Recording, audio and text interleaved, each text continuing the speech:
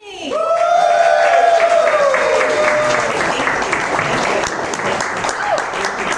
Thank you all. Yes, I know, we're just here for the raffle. I'll get through this quick, and you can watch me panic read my slides. No, but for real, get ready. So today, to just kind of jump right into it, the topic that I'm going to be discussing is developing an AI-forward mindset. And just really quickly, a quick intro about myself. Is that I've been doing 3D design for a long time, but before that I used to work in VFX as a producer and coordinator, and so I've had a lot of opportunities to watch the creative mind work and see creative labor processes. And I've been working with AI since late 2020 even, back when you had to download the Colab notebooks onto your MacBook and run them locally with models you got from GitLab, and you'd run them all night to get 4 images, and this is amazing, at last. So that's just to date myself, that's as long as I've been working with AI. So it has been a long and interesting journey, and what you're seeing here is sort of my personal observations on best practices on how to use AI in creative endeavors. I can't speak to how AI is being used in other spheres. It's for other people, it's different circuits, different monkeys. We're just talking about creative stuff here. So main thesis, just to sort of distill it into its simplest form, is that AI cannot think for you. It can't really produce net new content without you, the artist, guiding that. And the guideposts are using your vision and taste, which I'll sort of dive into by what do I mean by that, in order to get the most, to extract the most value out of generative art. And I just have some quick examples here of my own work. The image at the far right here is I did digitally, in 3D, I did the foreground and midground elements, but the background plate is AI generated. And I thought it was a pretty successful use of AI because why would I spend so much time creating in 3D a realistic background when I can get that back plate generated in AI? It's blurry anyway, it's about reallocating your time and resources to where it counts. Where are people looking? Where are the pixels that matter? It's not in the deep background, it's the stuff that you want to have express your artistry. That's where you should put your time and effort. Another example here, I was learning Redshift, and I was really struggling with getting the texture of the rind for the orange looking good, and so I just brought it into AI, and boom, it fixed it. And I was like, yeah, but then does this make it an AI image? I don't think so, because I'm the one art directing it. And so I was able to use AI successfully to fix what I was struggling with. And then in this last example here, I made a film where I was creating 3D animation and trying to mesh it with AI generative work. And of course, I'm pushing it so that stylistically it matches what I'm generating, or what I'm creating in 3D, so that there's not that big style shift as the viewer is enjoying it. I wanted it to blend seamlessly. And so I have these 3 examples I'm just using as iterate, through vision and taste, I got what I needed out of AI. Okay, so let's dive a little bit deeper. We hear this all the time, oh, taste is the new commodity, what does it even mean? So, when I'm talking about vision and taste, really simply in broad strokes, vision is knowing what aesthetic a project is calling for, and taste, in the stupidest, lamest, lowbrow way to describe it, is literally what you think is good and what you think is bad. That's it, that's taste. So vision can manifest in anyone at any time in their career, and it's especially annoying when someone younger than you has amazing vision and taste, and you're like, ugh, just stop. But taste really comes, that's rare. Good taste really comes from grinding. So I have some examples here just to help iterate what I mean. So these images I collected here on the left from Midjourney, and while technically the content is all the same, it's all people, they're wildly different, right? From composition to lighting to color, naturalistic versus hyper, touched up a lot and digitally corrupted to more cinematic or editorial. So even though this is all technically each image in my opinion is nice, but together there's no cohesion. So I would describe this good taste, yeah, nice, good images, but together it's nothing, it's bad vision. Like if an art director sent you these references and was like, hey, use this as the mood board, I'd be like, how? How? Like literally for what? Like the lighting is everywhere, everything's, yeah, it's all people, but it's different, right? So good taste, bad vision. Whereas Lisa Frank has great vision and horrible taste, deplorable taste. I hate this, but I mean, that's not, sorry, you know what? I don't like it. That just doesn't mean it's good. I just don't like it, so bully for her. But you know, like all these live in the same universe. Is it the color? Is it the composition? Is it the content? She has vision. Even if I don't agree with the taste, it doesn't matter. You all know this is a Lisa Frank. These all belong together. So she has good vision, bad taste. Okay, so that's what I'm talking about. So I'm gonna dive even deeper into taste because again, we hear about it a lot. It's kind of wiggly to define, but again, in the simplest terms, it literally means, like subjectively, what you think is good and isn't good.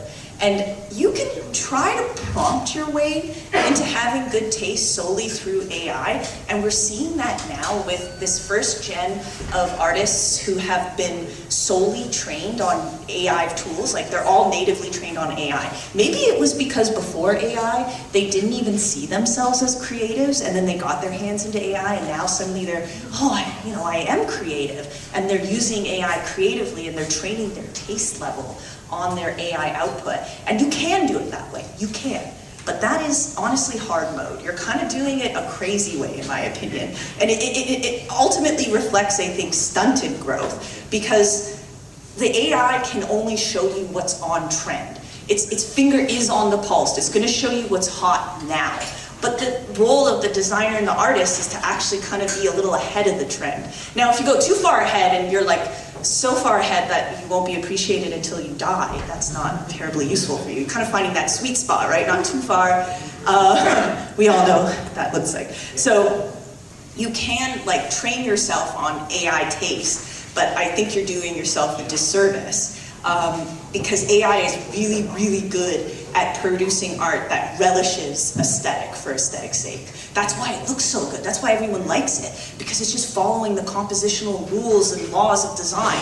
So yeah, of course it looks appealing, right? But like, does that make it good? Pretty always equals good? Like, I don't think so. And so to like kind of foster the growth of good taste, ironically, you have to do it the slow way, in my opinion, which is to draw, to animate, to photograph stuff. Do it with your own hands. And by generating your own art, what you're also doing is not just honing your taste, but your vision, because you're like, now I'm making art that I know speaks to me. Why does it speak to me? You can't know those things about yourself until you go through the creative process of it and break down the why. Like, why am I making art like this? And then to get your hands dirty and to do it as well teaches you not only the craft and the how and why. You're like, right, that's why this rule exists. We don't point our lens directly at the sun. That doesn't get a good photograph. Geez, who would have thought? It's as if we've been doing this for a few hundreds of years. So, you know, there's real rationale and understanding behind it, but it only comes after years of grinding and grinding. And to that end, the other way to get really good taste is to consume art. You have to eat art. I stole this from Jerry Saltz, by the way, one of the greatest critics of art. I'll fight you later if you don't agree. But, you know, he's like, you have to eat art. The bad, the good, the mediocre, the sublime, and the awful. And you have to get it all. If you need a balanced diet, if you eat, you have to get low and high. If you eat only high art, then you're a snob. And if you eat only low art, you're a pleb. So you're looking for that middle spot, that nice middle spot, because you need to know why is it good and why is it bad. So it helps to kind of actually get the whole gambit. Don't just go to museums. Go binge on pop TV, shitty TV, do it all. I say, get it all. Like, don't worry about the quality of it. Just eat it. Eat it every day. Go be up the butthole of Instagram like I am. Okay. So then what's vision? Okay, really simply, vision is conviction and devotion to direction. So vision is actually much easier to define based on what it isn't. So I'll tell you what the opposite of someone with vision is. It's someone without a creative core, and we all know this. We've all had an AD or a CD who has no vision on a project and we're 10 days deep, and half the budget's gone, and we have a buttload of assets, and none of the assets match because this guy is constantly changing direction, giving you contradictory notes every day. He's finding another reference that somebody sent him. Oh, I like this, let's try this instead. Da-da-da-da-da. He has no creative core, no North Star. I'm sorry, he's a he. I'm doing that, I'm sorry. So, but like, can you tell I've been hurt? But you know what I mean? Like, there's no North Star guiding the project. So while each maybe individual asset stands alone and looks good on itself, together they don't work because there's not someone there editing it and able to pick and choose what does and doesn't work. They don't have vision, they don't have a core that they can use to sort of like, yeah, this is my vision for the project, so this is what we're going for. And to that end, like, to get the most success out of AI generations, you have to know thyself. You have to combine your good taste and guiding vision, and then you're going to get successful generations. I did these really quickly in mid-journey, and if somebody sent this to me as a mood board and they said, use this as a reference, I'd be like, yes, I understand. The lighting, the content, the color palette, we're going for editorial, we're going for fashion, soft, natural lighting. You know what I mean? Like, there's cohesive vision. Whether you don't agree with the taste or not, I mean, you just have bad taste if that's the case, but it's fine. I'll fight you about that later too. You know what I mean? So okay, this is cohesive, this is successful generation out of AI. And it kind of brings me to the point that I was saying before, like, AI is, again, really, really good at showing you pretty things. Very lovely stuff. Like, you can get lots of good-looking things very quickly, but like, while they're all technically nice, only you are going to be able to know the right one when you see it. And if you don't have vision, then you're just going to get overwhelmed by all the pretty options, and you're just going to like grab whatever and get lost in the sauce, and it's not going to work for you. And then you're going to have a bunch of disparate assets that are every style and no style. So just a quick example of, some generations I did where I got a lot of different options. They all looked good kind of standalones, but I was like, oh, but not all of them are gonna work for this piece. I'm gonna have to pick my favorites out of this to find the ones that work for this video. Okay, let's move on. Okay, so I'm just gonna try to practically break this down. For sort of like case use in your real life. So when not to use AI. So I know a lot of the time there are people saying AI is very useful at the beginning, at the funnel, the start of the funnel when you start a project, like in the research stages or in the concepting stages. No, I'm against that, don't do that. I actually don't think that's the best idea. In the research stage, that's when you need to sift through possibilities. Then you will land on the direction that you're happy with. Then you use AI. Because if you use AI to think for you, you're going to end up with an idea that many people have had before, what I like to call a V1 idea. V1, you saw the first thing that came to your head, and you're like, all right, that's it, I don't gotta troubleshoot this anymore, I got it, it's V1, it's done. Like, yeah, there are some V1 ideas that could be really good. Sometimes you slam dunk it on the first try, cool. But often not, you need to refine your idea. So, by way of example, when I was putting together these slides in this pitch, I went to Pinterest and I grabbed a couple of these screen grabs of the Pinterest, my algorithm for Pinterest. And even just looking, I was like, oh yeah, like this is nice, I like all these things. But you see, like, it's pulling from everything, like textiles, poster design, data visualization, infographics, fashion design, furniture design, fashion design, advertising, like everything. And I'm like, yes, the aperture needs to be wide open at the beginning. And then by contrast, when I went to Midjourney's discovery page and I was looking at what people were generating, I was like, oh la la, why is there so many cars on the moon? Why do I have so many rainbow unicorns flying in space? What's happening? So they were all technically lovely. They were like, yeah, the horse looks realistic, congratulations, but it's a stupid idea.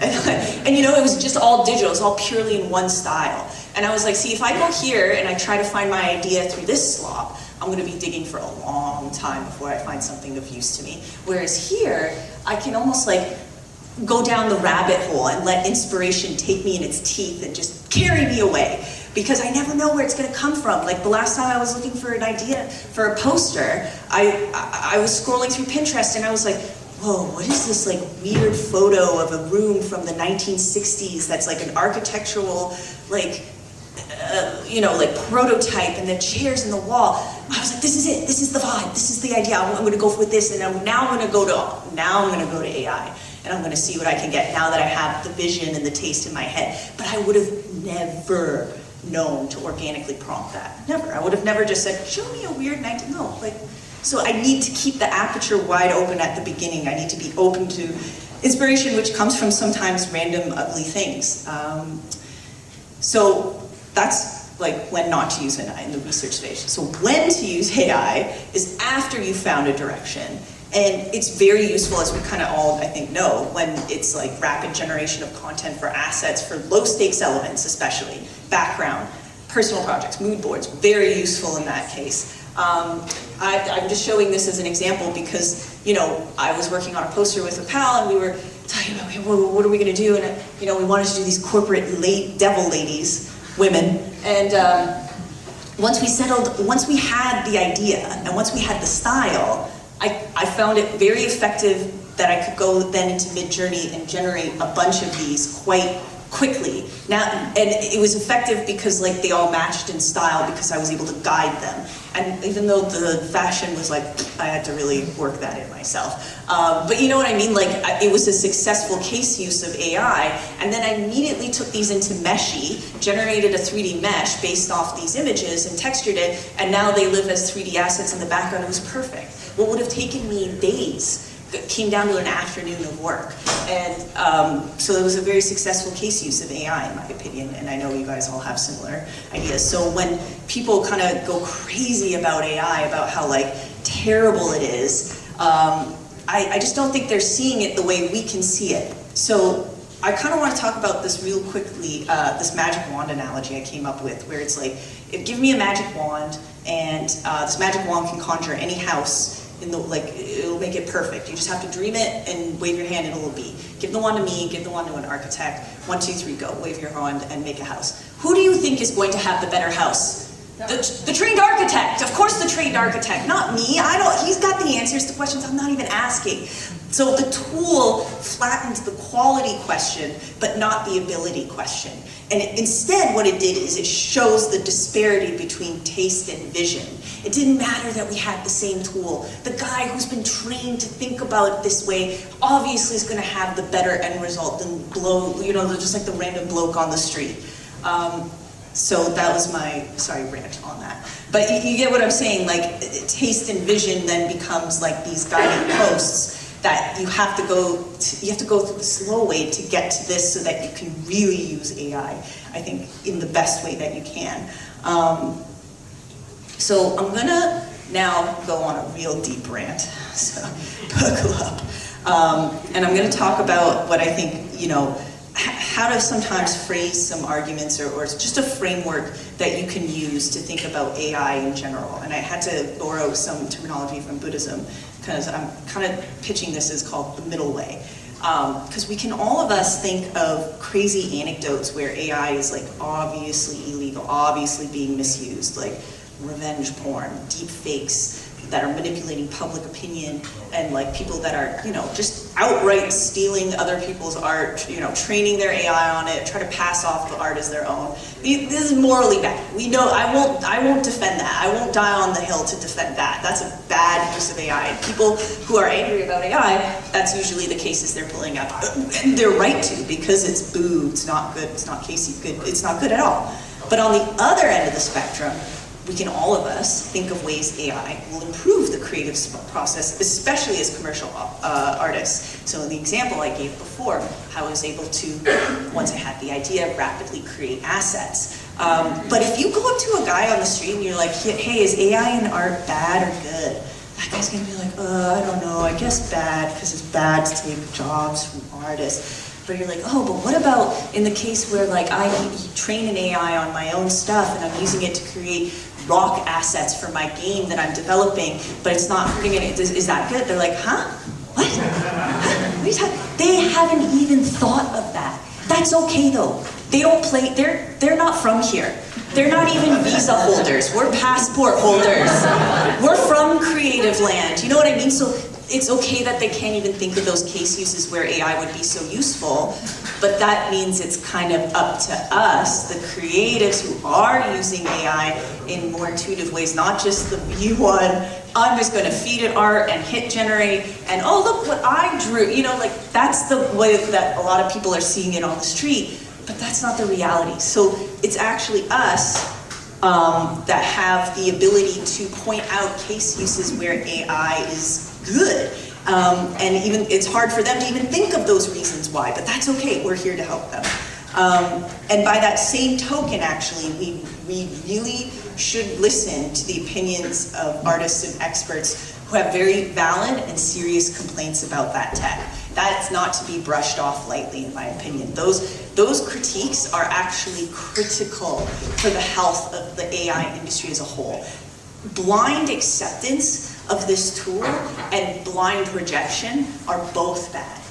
The middle way, it's the middle way, right down the middle, it's both, right? Like we need to do both, because in the end, like the answer is nuanced debate, which doesn't really play well when you're online, because people just want hot takes, hot sexy little takes, sound bites, blah, blah, blah. And it's like, yeah, but I'm gonna have to go deep if we're talking about this, because you know, it warrants that. So, but without the complainers, without the people pushing for the tech to be made responsibly, a transparent pipeline, you know, solve the energy crisis first, then make the data center. Yeah, I want AI, but not at the cost of all the fresh water on the planet. So, like, prioritize, man. But they don't do that unless you critique it. If there's no consumer problem, then there's nothing broken. I'm not going to fix it. So if you keep complaining, right? If you make it a problem, then there's an opportunity to change and create an ethical version of AI that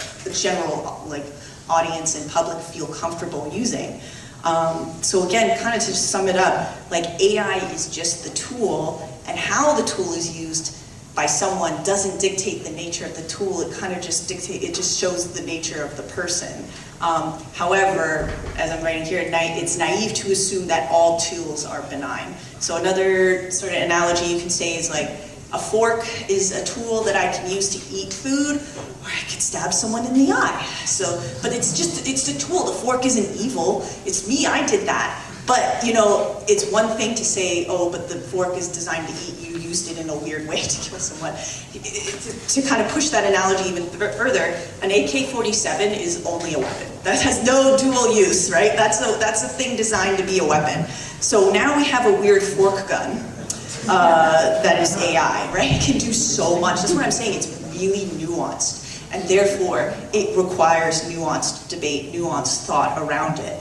And that's where we can come in handy and show people it's not just this low vibrational thing where anyone's just going out and stealing art. Yeah, we've been making crappy art for thousands of years, so now we can do it faster, whatever. That doesn't change anything. Realistically, you know, what I'm advocating for here is the middle way. And the best way to do the middle way is to go out, find the correct use of AI, make it work for you. Don't let it think for you. You are the CD. You are the art director. It's the junior designer. But it's the junior designer that has good taste sometimes if you let it show you some good things.